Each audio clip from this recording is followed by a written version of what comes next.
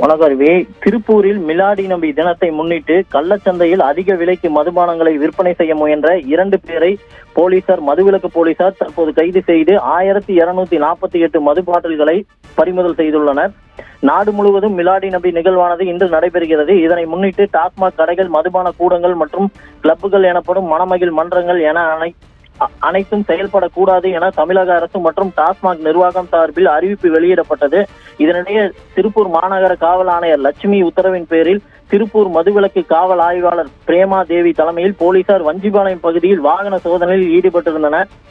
அப்போது அந்த வழியாக வந்த ஆட்டோவை சோதனை செய்த போது ஆட்டோவில் பெட்டி பெட்டியாக மதுபானங்கள் இருந்தது தெரிய வந்தது. இதையடுத்து போலீசார் விசாரணை நடத்தியதில் மிலாடி நபி நிகழ்வை முன்னிட்டு இன்று டாஸ்மாக் கடைகள், மதுபான கூடங்கள், மணமகிழ் மன்றங்கள் விடுமுறை என்பதால் இடுவம்பாளையம் பகுதியில் உள்ள டாஸ்மாக் கடையில் மதுபானங்களை வாங்கிக் கொண்டு வஞ்சிபாளையம் பகுதியில் வைத்து 150 ரூபாய் குவார்ட்டரை 250 ரூபாய்க்கும், அதே போல் 180 ரூபாய் பீரை 280க்கும் விற்பனை செய்ய முயன்றது தெரிய வந்தது.